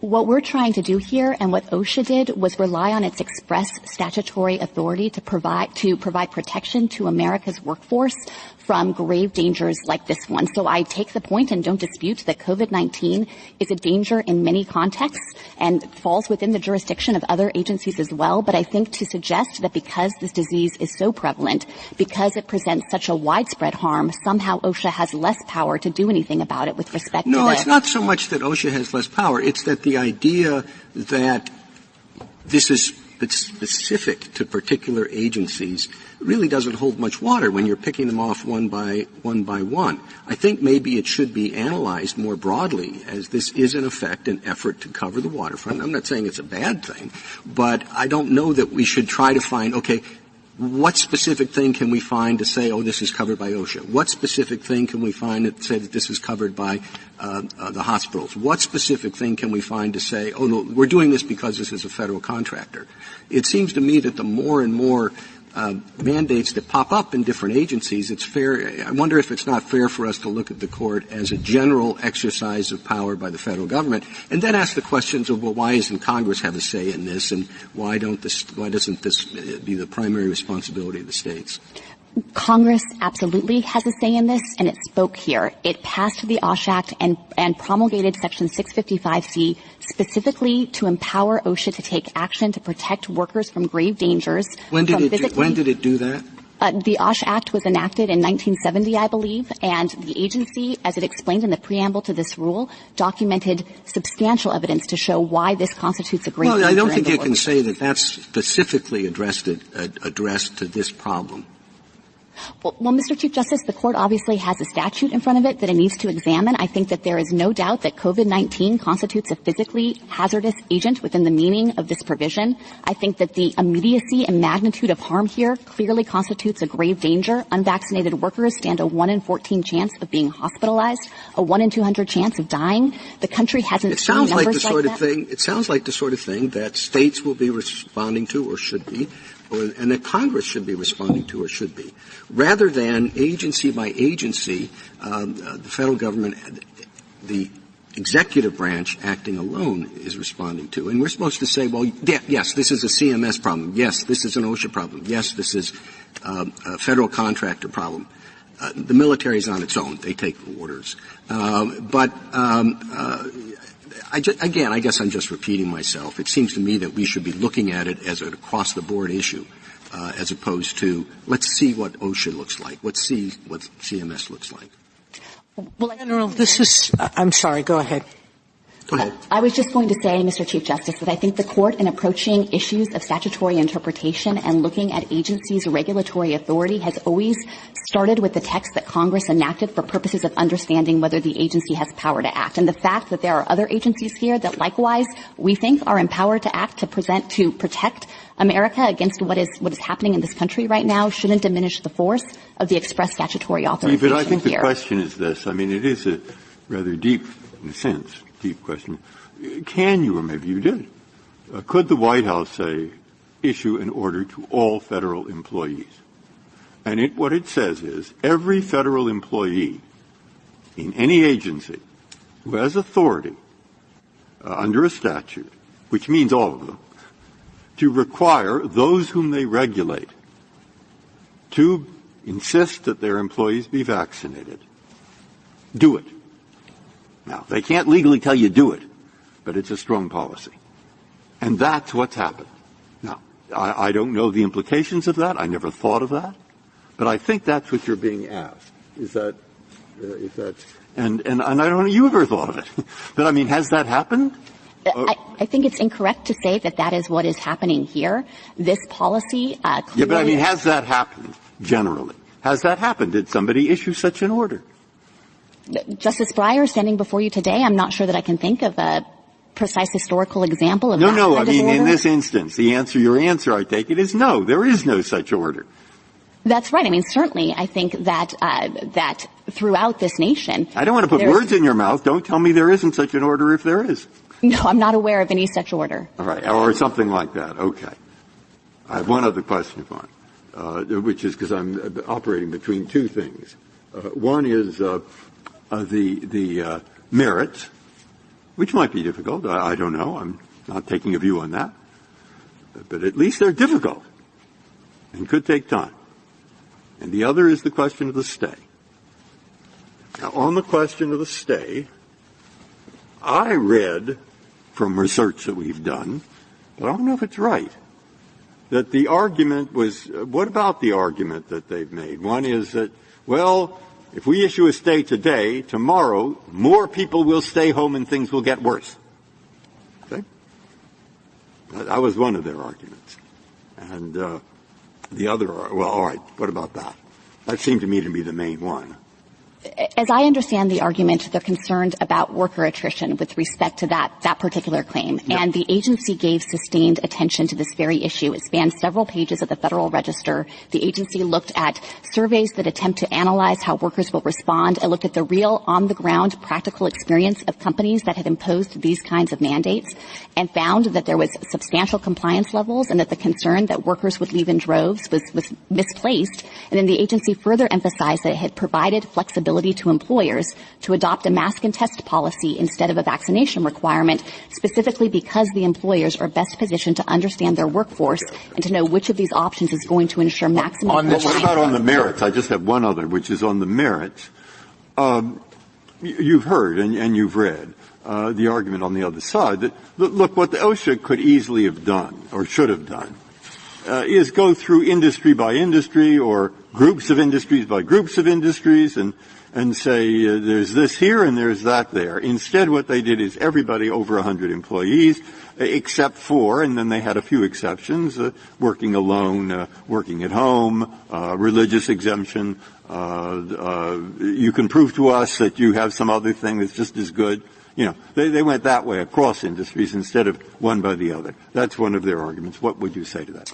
My response to that is that the Secretary here cited overwhelming scientific and medical evidence that the grave danger exists based on how this virus is transmitted anywhere people gather indoors together. And that applies to a lot of workplaces, but that just turns on the nature of how this virus is communicable between people. As Justice Kagan noted, often employees have little control over their work environments. They can't control whether they can socially distance, who they come into contact with, what precautions those people are taking, what ventilation systems exist. And ultimately, OSHA determined that anywhere there is a risk of indoor transmission, there is a grave danger to unvaccinated employees. Now, I take the point, as the Chief Justice's hypothetical focused on, I think Justice Barrett focused on this as well, that there are certain workplaces, factories, assembly lines, where the risk is even graver, where the danger and the chance of transmission is heightened. But I don't think that in any sense calls into question the Secretary's determination that there is a baseline grave danger in any work site where that inside risk of transmission can occur. General, can we – I'm sorry. Justice Alito? I just wanted to ask you a question on this issue of the commencement of enforcement and the issuance of the stay. This ETS was issued a couple of months ago, isn't that right? On November 5th, that's correct. Yeah, November 5th. All right. And it hasn't been enforced during that period. These cases arrived at this court just a short time ago. They present lots of difficult, complicated issues. We have hundreds of pages of briefing. We're receiving very helpful arguments this morning. Does the federal government object to our taking a couple of days, maybe, to think about this, to digest the arguments before people start losing jobs? Well, Justice Alito, if you're asking whether it would be appropriate for the court to issue a brief administrative stay, certainly we think that would be within the court's prerogative if it thinks that it's necessary to do that. Ultimately, for the injunction that they're actually asking for here, the applicants would have to show an indisputably clear right to relief, which we think they can't satisfy. Well, I'm asking about an administrative stay, and I won't get into an argument about indisputably clear, but your point is you think it would be appropriate or it would not be appropriate if we issued a short administrative stay? Or if we do that, are you going to say, well, they're causing people to die every day? We do think that the agency found that there is grave harm every day, and the numbers are stark. Thousands but there was of that lives, grave harm during every single day. Was there not that same grave harm during every single day between the time when this was issued and today? Well, certainly we think that the harm has existed and been present throughout, and the agency specifically set aggressive compliance deadlines. Well, my answer, I asked a really simple question. And you have the prerogative to say, no, we think, horrible consequences are going to ensue if you issue even an administrative stay of a short period of time, and we don't think that you need to have that time to digest this case and decide it. I'm not going to say that, Justice Alito. If the court believes that it needs a brief administrative stay, then of course it can enter it. But you mean brief, don't you? Yes, we think that there are lives being lost every day. Well, brief compared to what? The months that it hasn't been in effect since November, whatever it is, when the courts have been active in this area, or brief compared to what? Well, Mr. Chief Justice, I think that the agency well explained that the employers who are covered by this needed time to come into compliance. The agency announced that it was exercising enforcement discretion because of the confusion that had been created by the Fifth Circuit stay. Maybe it would be helpful for me to explain exactly what the January 10th deadline means with respect to compliance. The agency has announced that for employers who are acting in good faith, it is not going to enforce any of the provisions of this ETS until January 10th. And what that means as a practical matter is that employers need to be adopting their policies. They need to be ascertaining the vaccination status of their employees. And as of January 10th, they need to be requiring masking for any employees who remain unvaccinated. So it's not as though immediately employees are going to be quitting their jobs or leaving in response with the worst predictions. On January 10th, if this standard remains in effect, then masking will immediately be required and the testing will kick in on February 9th. So if we delay that one day, maybe I'm wrong, and please tell me if I am. But the numbers I read is when they issued this order, there were approximately 70-something thousand new cases every day. And yesterday there were close to 750,000. So if we delay it a day, and if it were to have effect, then 750,000 more people will have COVID who otherwise, if we didn't delay it, wouldn't have. I mean, I don't doubt the power of the court to issue a stay. I'm just saying, what are the consequences of that? And if I'm wrong, you better tell me I'm wrong, because I thought that it really did make a difference to people who might get you have the numbers. I saw the numbers. Well, all right. So what do you say? Now you say it does not really not a problem? Justice Breyer, we absolutely agree that this pandemic has been dynamic, that it is constantly evolving, and that the current conditions are posing a truly grave danger. General, am I to understand from your previous answer that enforcement qua testing doesn't occur till February 9th, correct? That's correct, Justice Sotomayor. The only thing that would happen in the next few days, or up to now, everybody should have a plan in place, correct? Correct. There's been no stay. So starting tomorrow, the only thing that are required are masks, correct? Masking for unvaccinated workers, that's correct. That's the only thing that occurs. And so until February 9th, when the testing comes into effect, that's when the threat of resignations or expense comes into effect, correct? Yes, as I understand what the applicants are arguing here, so on the testing aspect. So the need for an administrative stay, if we're talking about a few days, is really small, if very small, correct? I certainly myself do not think an administrative stay would be warranted here, but I of course defer to the court on that. All right. One other question, if I might, counsel. I want to go back to the Chief's question and to Justice Thomas's question, and in part to to Justice Gorsuch's questions earlier. The issue of who should act and who can act.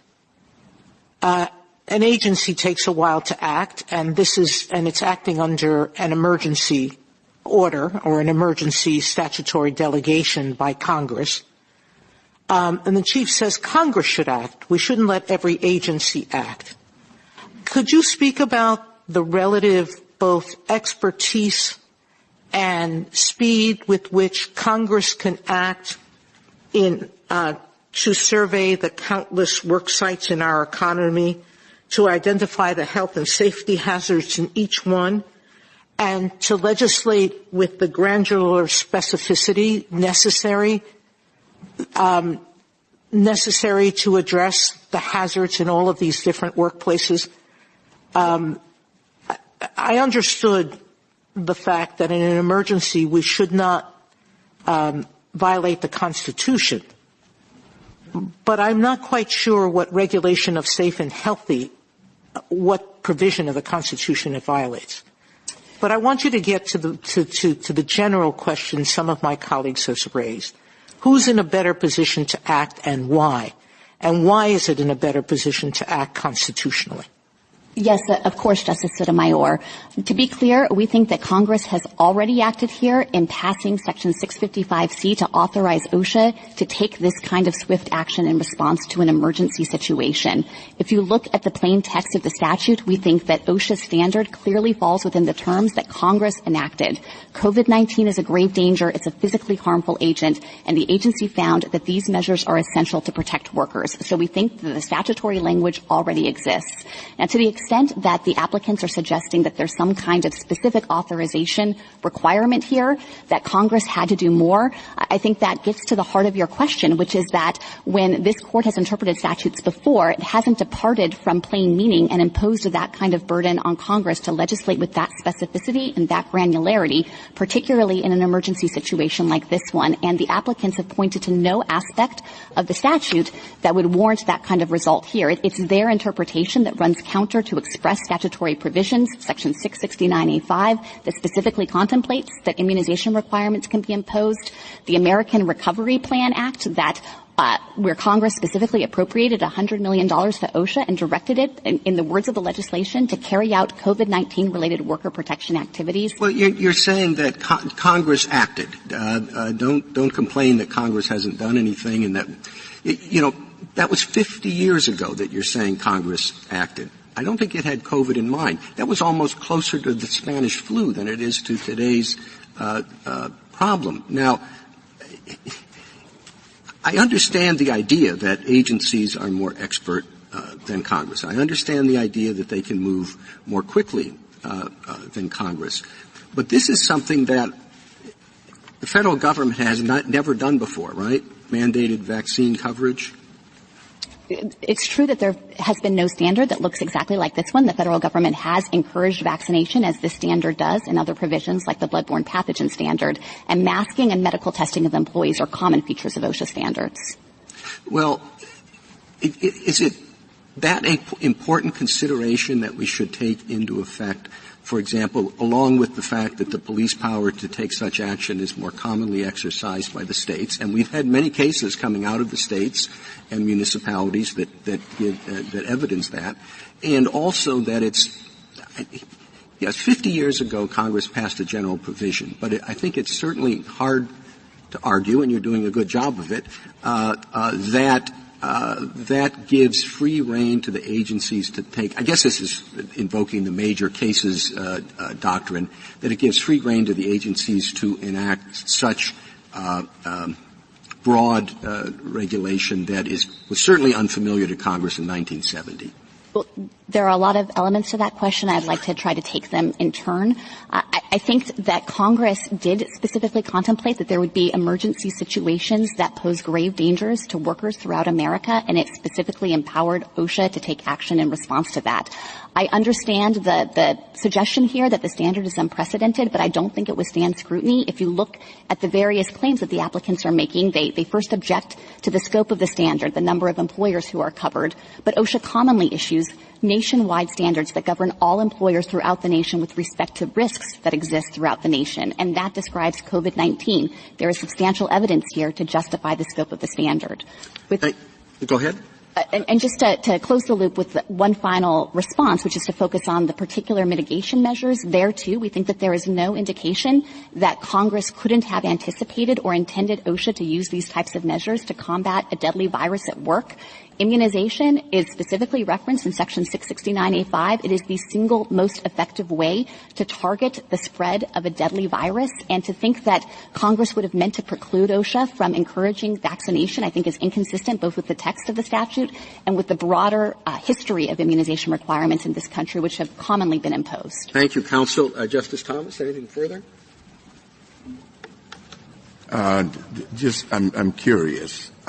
This probably doesn't go to the disposition of this matter, but is a vaccine the only way to treat COVID? It is certainly the single most effective way to target all of the hazards OSHA identified, both the chances of contracting the virus in the first place, the risk of infecting other workers on the work site, and with respect to the negative health consequences. That vaccination provides protection on all of those fronts. Thank you. Justice Breyer, anything further? Justice Alito? On the issue of whether you're trying to squeeze an elephant into a mouse hole and the question of whether this is fundamentally different from anything that OSHA has ever done before, I want to see if it might be fundamentally different in at least two respects and get your answer to the question. Most OSHA regulations, all of the ones with which I'm familiar, affect employees when they are on the job, but not when they are not on the job. And this affects employees all the time. If you're vaccinated while you're on the job, you're vaccinated when you're not on the job. Isn't this different from anything OSHA has done before in that respect?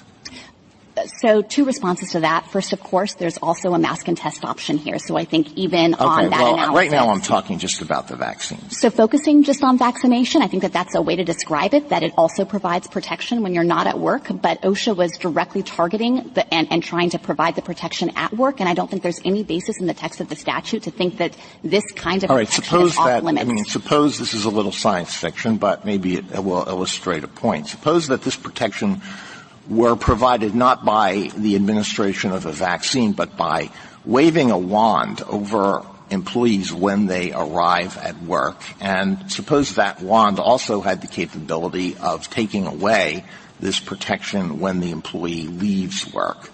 Would OSHA have the authority to tell employees you must have this wand waved over you when you arrive, but you can't have it taken off when you leave? No, I don't think that OSHA would have that authority. All right. So it's different in that respect. And here's another respect in which it may be different. And I don't want to be misunderstood in making this point because I'm not saying the vaccines are unsafe. The FDA has approved them. It's found that they're safe. It's said that the benefits greatly outweigh the risks. I'm not contesting that in any way. I don't want to be misunderstood. I'm sure I will be misunderstood. I just want to emphasize I'm not making that point. But is it not the case that these vaccines and every other vaccine of which I'm aware and many other medications have benefits and they also have risks? And that some people who are vaccinated and some people who take medication that is highly beneficial will suffer adverse consequences. Is that not true of these vaccines? And if that is that true? That can be true, but of course there is far, far greater risk from being by orders of magnitude. Right. There is some risk. Do you dispute that? There can be a very minimal risk with respect to some individuals, but again, I would emphasize that I think that there would be no basis to think that these FDA-approved and authorized vaccines are not safe and effective. No, I'm not making that point. I tried to make it as clear as I could. I'm not making that point. I'm not making that point. I'm not making that point. There is a risk, right? Has OSHA ever imposed any other safety regulation that imposes some extra risk, some different risk on the employee, so that if you have to wear a hard hat on the job, wearing a hard hat has some adverse health consequences? Can you think of anything else that's like this? I can't think of anything else that's precisely like this, but I think that to suggest that OSHA is precluded from using the most common, routine, safe, effective, proven strategy to fight an infectious disease at work would be a departure from how this statute should be understood. Can I just say, General, that regulators think of risk trade-offs constantly when they make regulations, that there are constant situations in which there are risk trade-offs, risks on both sides, but one risk vastly outweighs another risk, and that comes up throughout regulatory space. That's absolutely true, and one of the risks that OSHA was guarding against here was the risk that unvaccinated workers pose to other workers, because they are so much more likely to transmit this deadly disease what to type them. of workers? To vaccinated workers? Yes, the grave danger finding I thought was the based on Secretary unvaccinated disclaimed workers. that.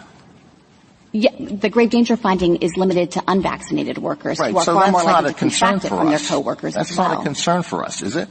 We can't sustain this on that ground, that this is helpful to the vaccinated workers because the unvaccinated workers present a risk to them. Oh, to be clear, they present a risk to other unvaccinated workers who might be have, older, who might have other comorbidities. All of whom have balanced the risks differently, maybe very foolishly, but they want to balance the risks presented to their health in a different way. And OSHA says, no, you can't do that. And that applies when you're on the job and also when you're not on the job and for the rest of your life, because you have to take these vaccines, unless the testing option is valuable. Well, one small factual correction, if I could, and then a broader legal point. I think it's wrong to say that everyone who's unvaccinated is just assuming the risk. Some people can't get vaccinations for medical reasons. Some people have deeply held religious beliefs and are entitled to religious exemptions. And OSHA is entitled to try to protect those unvaccinated workers no matter the reason they're unvaccinated. Just on the broader legal point, the idea that OSHA is powerless to act to protect workers if they simply want to assume the risk is inconsistent with how the OSHA Act has been understood throughout its history. OSHA frequently requires employers to require that the employees use protective gear or take precautions. Isn't it the case that most of the time there's this strong reason for saying that it isn't a defense to an OSHA Act charge that the employers assumed the risk voluntarily, that under most circumstances employers have an incentive to avoid compliance to avoid the cost and inconvenience of a regulation. And so we don't want to put the employees under pressure, overt or implied, to waive the protection of a regulation, a protective regulation. But there's no such incentive here. They're free. The vaccines are free. And to the extent they keep workers healthy and on the job, it's in the interest of the employers to have them vaccinated. Well, certainly the fact that workers in the past have not wanted to use certain protections has not provided a defense to regulations that have been issued under the OSHA Act. Counsel, if I might just go back to Justice Alito's question, there's no vaccine mandate here, correct? That's correct, and that's what I started with, that of course any employer can opt for the mask and test option instead. So really the question is between masking and testing and or vaccine, but no employer is being put at risk greater than they choose to undertake themselves, correct? Yes, the employers have the choice to adopt either of those policies, and OSHA estimated that 40% of employers would adopt the mask and test policy. Number two, with respect to the issue of whether a person has chosen to run the risk by being unvaccinated, you point out that some people can't for a variety of different reasons. But the risk here is not just to the person, it's to everybody else they put at risk, correct? That's correct. The grave danger finding was premised on unvaccinated individuals, but OSHA emphasized that ensuring that unvaccinated individuals are not spreading the virus in the workplace will protect everyone they come into contact with. So they may not be a grave danger to other people, but I don't see why OSHA has to close its eyes to the fact that they place grave risk to unvaccinated and substantial risk to other people, correct? That's right, and OSHA specifically emphasized that vaccinated individuals may still be at significant risk. It wasn't ruling out that possibility. Its grave danger finding was focused on all of the ways that being unvaccinated contributes to the spread of this disease. Thank you, Counsel. Is the testing alternative viable at the present time in light of the stories that we see about the long lines that are required to be tested? The agency gave sustained attention to testing capacity in the preamble to the rule. It looked at existing testing capacity and projected out of what additional capacity would be necessary for employers that choose to adopt the mask and test policy, and concluded that there would be ample testing in order to comply with the rule. I'm obviously familiar with the news stories that you're referencing, and I think that the agency could adjust if that proves to be a problem. But with respect to reviewing this rule, there was certainly a substantial basis for the Secretary to conclude that this was a viable option. Justice Kagan? General, I'd like to ask the government's views of the major questions doctrine that a number of my colleagues have asked about. And as I see it, there are sort of two ways that such a doctrine could operate. One is with respect to ambiguous statutes, ambiguous either because they're vague or because there are statutes that seem to have conflicting provisions, where they point both ways. And then the major questions doctrine is an aid to interpretation of that statute. It's essentially a kind of clue about how you should interpret a very difficult to understand statute. And the second way is there's really nothing difficult to understand about this. The agency action falls within the scope of the statutory authority. There's just no question that it does. And yet, because the agency action is kind of a big deal, we're just going to ignore the fact that it falls clearly within the scope of the delegated authority and say that, notwithstanding that that's true, Congress has to re-up it. So I think I'd like you to talk about those two versions of the major questions doctrine with respect to this rule. What do you think of those two versions, and which of the versions potentially applies here? I think that perfectly encapsulates the two versions, and we think that this Court's precedents clearly demonstrate that it's the first version that you articulated is the way that the Court has previously considered economic and political consequences. So it's never been the case that the Court has started at the outset by saying, does this seem like a big deal? Does this agency action have a lot of consequences? And then use that as a basis to depart from the plain language of the statute, or to say Congress has to specifically authorize it. We're not going to give the statutory text its ordinary meaning.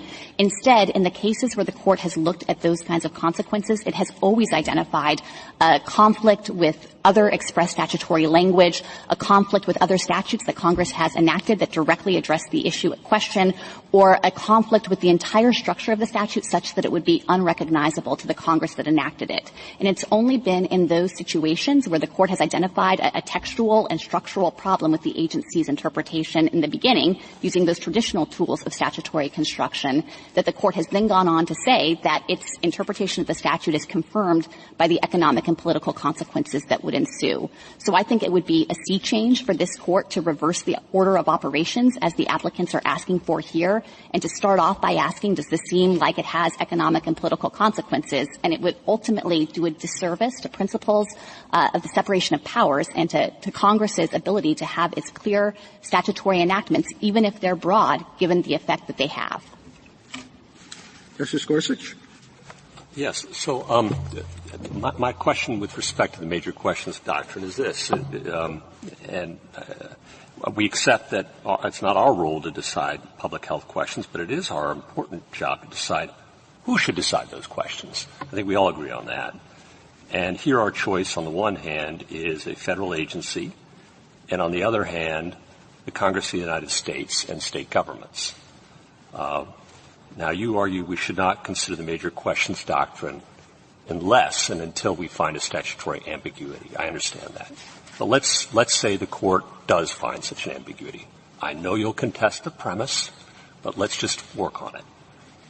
If there is an ambiguity, why isn't this a major question that therefore belongs to the people's representatives in the states and in the halls of Congress, given that the statute at issue here is, as the Chief Justice pointed out, 50 years old, doesn't address this question.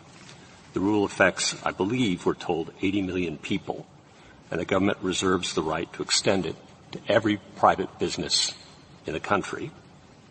Traditionally, states have had the responsibility for overseeing vaccination mandates. I rejected a challenge to one just the other day from New Mexico. Congress has had a year to act on the question of vaccine mandates already. As the Chief Justice points out, it appears that the federal government is going agency by agency as a workaround to its inability to get Congress to act. The risks imposed here are not unilateral.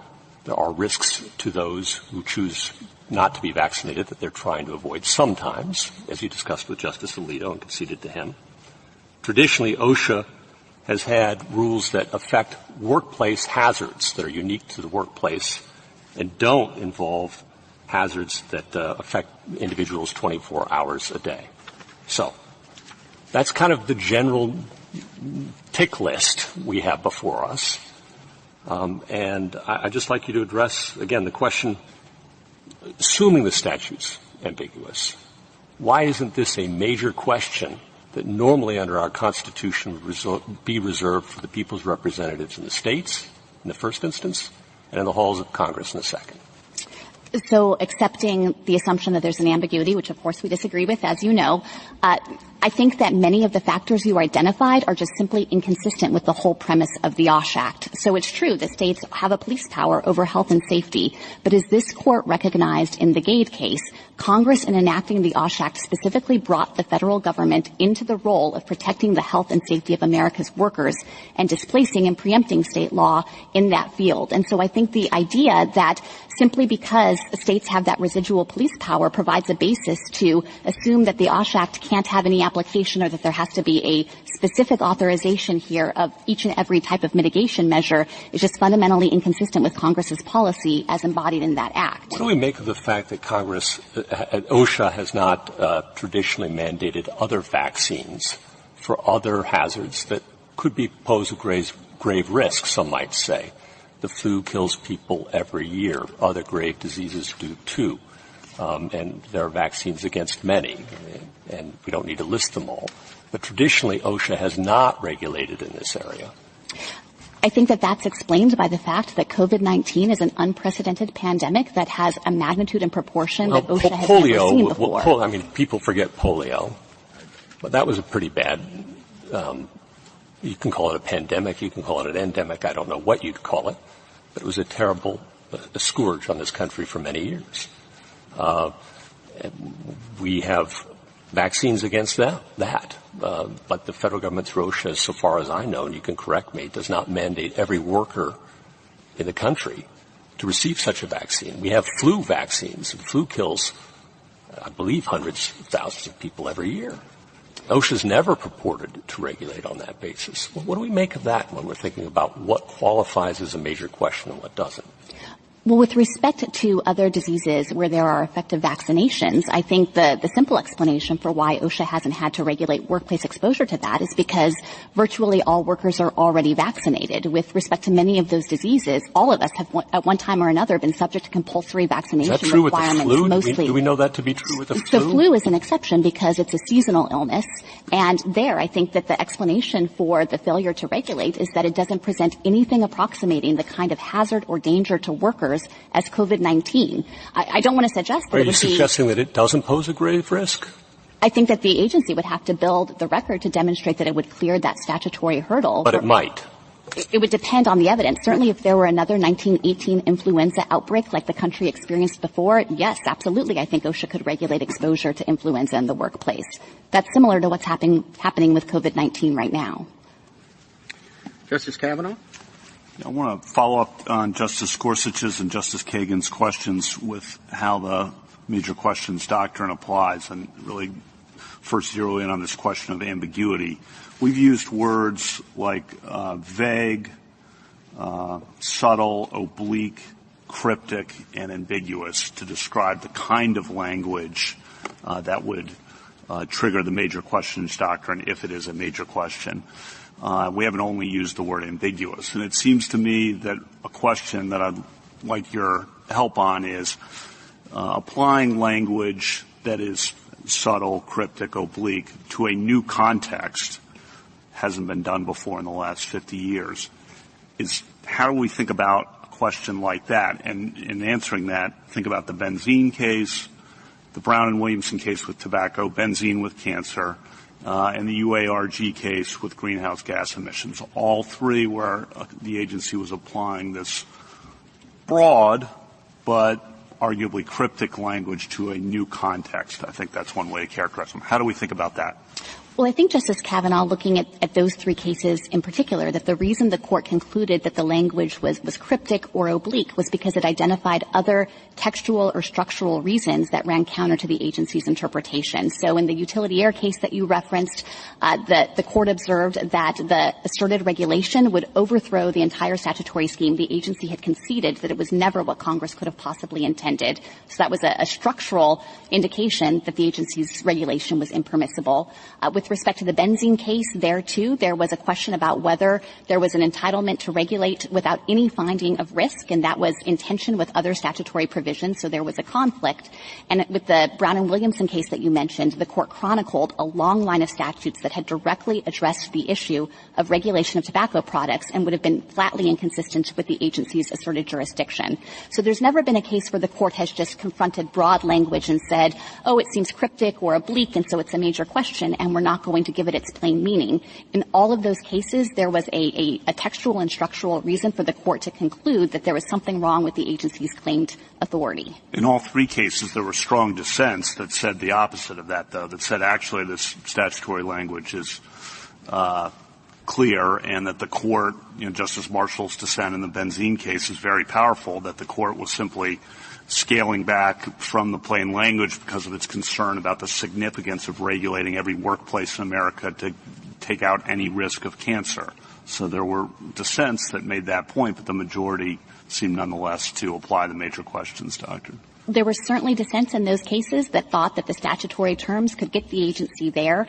But here I think the critical difference is that the applicants haven't pointed to anything in this statute that approximates the kind of textual or structural problem that has prompted the court to look at those kinds of consequences before. And it would be their interpretation that creates those problems. They would render superfluous Section 669A5's specific recognition that immunization requirements can be imposed under the OSHA Act itself. By saying that OSHA can't regulate COVID-19 in the workplace, they'd give no effect to Congress's appropriation just last year directing OSHA to do just that and to target that grave danger. And so in this case, we think that all of the textual clues line up on our side in addition to the plain language of the statute. And one other question related to this, sorry to prolong this, but Congress has specifically referred to vaccines in a variety of contexts. Immigration context, those statutes authorized specifically by language vaccines.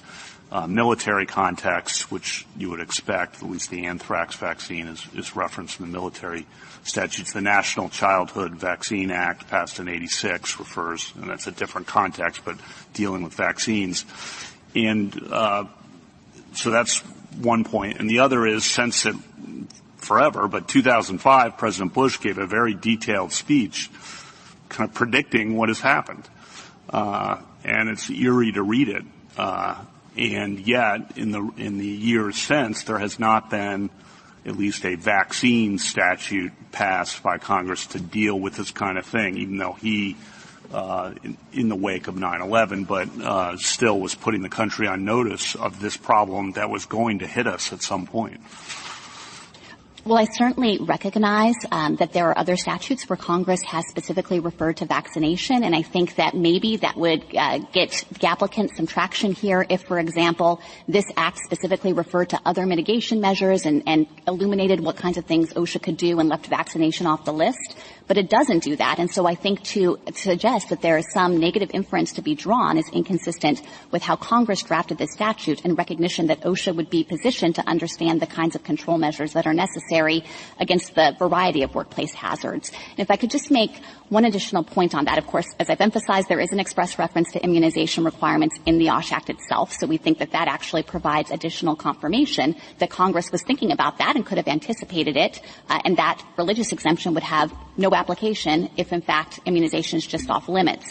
But I think, as well, it's important to look at this against the backdrop of immunization requirements in our country. This is not some kind of newfangled thing. As I've mentioned before, most of us have been subject to compulsory vaccination requirements at various points throughout our lifetime. And so the idea that Congress couldn't have anticipated that in dealing with the deadliest virus that OSHA has experienced in its history, it might think that vaccination, encouragement of vaccination, would be an appropriate way to protect workers, I think is just inconsistent with the idea that vaccination is often the single most effective way to target a virus. Thank you. Justice Barrett? two questions, both of which address the status of this rule as an emergency temporary standard. So my first question has to do with the question with which Justice Thomas opened, which is the meaning of necessary.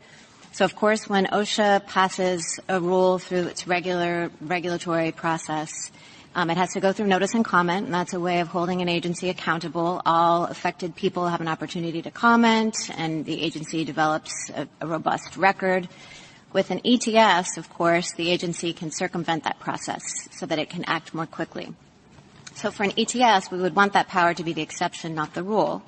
And one contrast that the applicants point out between OSHA's authority to issue an ETS versus a regular regulation is that for its exercise of power in the normal course, it need only find that a regulation be reasonably necessary, but for an ETS, it has to satisfy a necessary standard.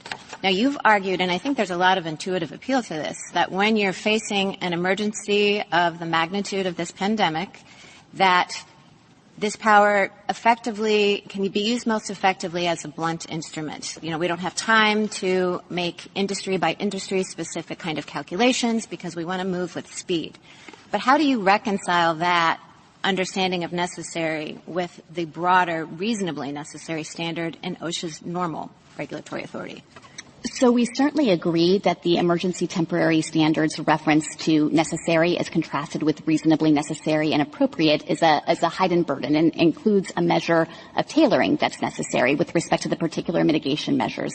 But I don't think that that helps the applicants here because they haven't come forward with any alternative mitigation measures that they think would equally protect the workers that OSHA found were in great danger. But do they have to come forward with that evidence, or did OSHA have to consider it and reject it? Because another part of their contention is that OSHA did not adequately explain why this measure, this particular rule in its scope, was necessary vis-a-vis or as compared to other possibilities. Well, OSHA explained that at length over dozens of pages in the 150-page preamble to the rule. OSHA specifically explained why vaccination as the single most effective way to target all of the ways that the virus threatens workers in the workplace was a necessary measure here, and it further explained why masking and testing would be essential if workers remain unvaccinated in order to ensure that despite their higher risk level of contracting the virus, they couldn't carry it into the workplace and spread it to their coworkers. So I think the suggestion that this wasn't adequately explained is inconsistent with the arguments they're making. And as I understand their tailoring arguments, and this actually touches on the question you asked earlier in the argument, they're really focused on two things, the categories of workers and the particular workplaces. And they haven't suggested that there are other mitigation measures there that OSHA neglected to consider. They're saying those things should have just been carved out altogether. But that is inconsistent with the Secretary's judgment that all unvaccinated workers face a grave danger and that the risk exists anywhere that employees are gathered indoors together. And again, there might be subcategories within those groups that are in graver danger, but I don't think there is any basis on this record to conclude that the agency lacked substantial evidence to draw the lines that it did. That's helpful. Thank you. My second question is, again, about the status of this rule as an ETS. So Chief Judge Sutton pointed out in his dissent from the denial of initial en banc that OSHA did not adopt this rule in response to the emergency qua emergency because that had been ongoing since early 2020. But instead, it responded to new facts on the ground, which included the widespread availability of a vaccine that maybe it was a surprise many people chose to forego, and the emergence of the Delta variant. And Chief Judge Sutton pointed out that in an extended pandemic, or I don't know if we've moved to an endemic such as this one, facts will continually change. New variants will emerge. There might be new treatments, new vaccinations. We have boosters now, right? So now full vaccination might not just be the 2 jabs. It might include a booster as well. So when does the emergency end? I mean, a lot of this argument has been about Congress's failure to act. 2 years from now, do we have any reason to think that COVID will be gone or that new variants might not be emerging? And when must OSHA actually resort to its regular authority and go through notice and comment and not simply be kind of doing it in this quick way, which doesn't afford people the voice in the process that they're otherwise entitled to? So I think if I could respond to that in a few different ways. Congress defined when the emergency exists. It labeled this an emergency temporary standard, but it's dictated by the statutory requirements. So there has to be a grave danger from a physically harmful agent or a new hazard, and the measures have to be necessary to protect against that danger. And we don't think that there's an additional free-floating requirement about emergency status that has to be taken into account. So it could be an emergency 2 more years from now. Well, I certainly take the point that the emergency can be of substantial duration. Of course, this is not a way to bypass notice and comment permanently. Congress further specified that the agency is expected to conduct a rulemaking process over 6 months, and that's why the agency estimated the lives saved, the hospitalizations prevented over the 6-month life of the rule. Sure, but I was envisioning a new rule, right? Like, OSHA might 2 years from now adopt something that's different from this vaccine or mask and test mandate. I'm just talking about the limits more generally on OSHA's power under the ETS provision. The limits, I think, are the ones written into the statute, and so if you want to project out 2 years from now, I think it's entirely possible, of course, that the trajectory of the pandemic will change. I certainly hope so. And in that case, OSHA, I think, would have to, if it wanted to regulate again, cross the high burden of showing a grave danger. This is an authority it has used sparingly in cases of what we think are true emergencies, and I think to suggest, based on concern about what might happen in the future, that its authority should be constrained or clipped now when we are in the middle of an unprecedented pandemic that is claiming more lives than we've seen in a shorter amount of time would do a disservice to Congress's anticipation that OSHA might need to act quickly in response to dangers like this. Thank you. Mr. Keller, rebuttal.